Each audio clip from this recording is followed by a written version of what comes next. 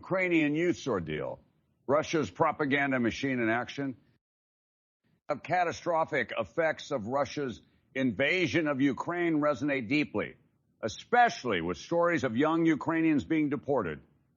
Central to the International Criminal Court's warrant for President Putin is the unsettling claim that Ukrainian children are being transported to Russian detention centers where they are allegedly saturated with pro-Moscow propaganda.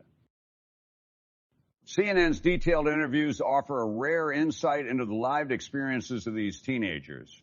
Nastya Motyshak, a 15-year-old, recounts her ordeal in Russian-occupied Crimea with chilling clarity. She, like many others, was reportedly exposed to psychological manipulation, making acts of Russian patriotism, such as singing the national anthem, a requirement for receiving basic provisions.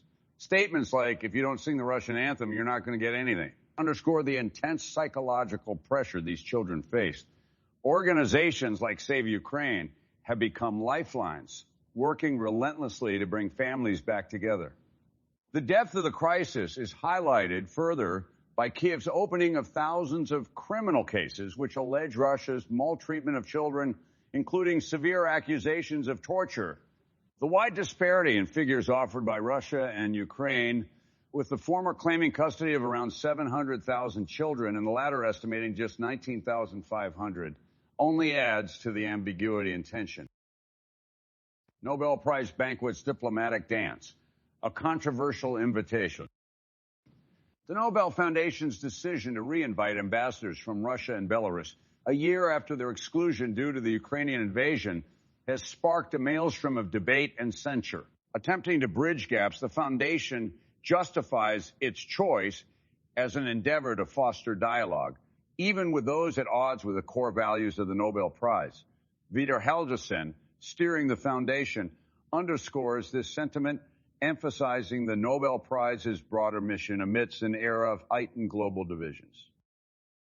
Yet this olive branch hasn't been received warmly by all.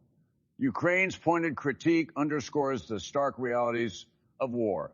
Oleg Nikolenko paints a stark, contrasting image, the Russian ambassador in the comfort of the banquet, while potential atrocities persist in Ukraine.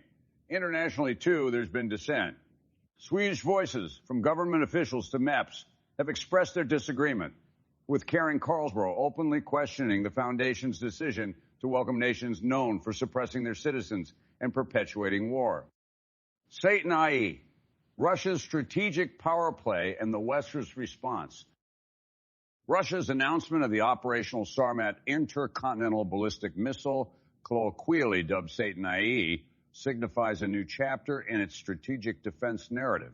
Delivered by Yuri Borisov of Roscosmos, the news positions the Sarmat as a successor to the Soviet-era Voyevada missiles, familiarly termed as SS-18 Satan. President Putin's assertion about the Sarmat's capabilities, notably its range, which could target the Continentalists, can be interpreted as a strategic posture to deter perceived threats to Russia.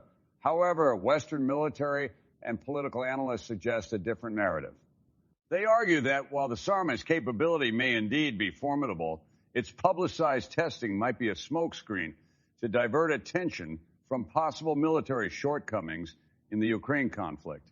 As a successor to the S-18, Satan I boasts impressive statistics, potentially carrying a multitude of nuclear warheads over vast distances. However, experts like Hans Christensen see it as a reimagining of the S-18, albeit with potentially advanced features, serving as both a deterrent and a symbol of Russia's commitment to modernizing its military prowess.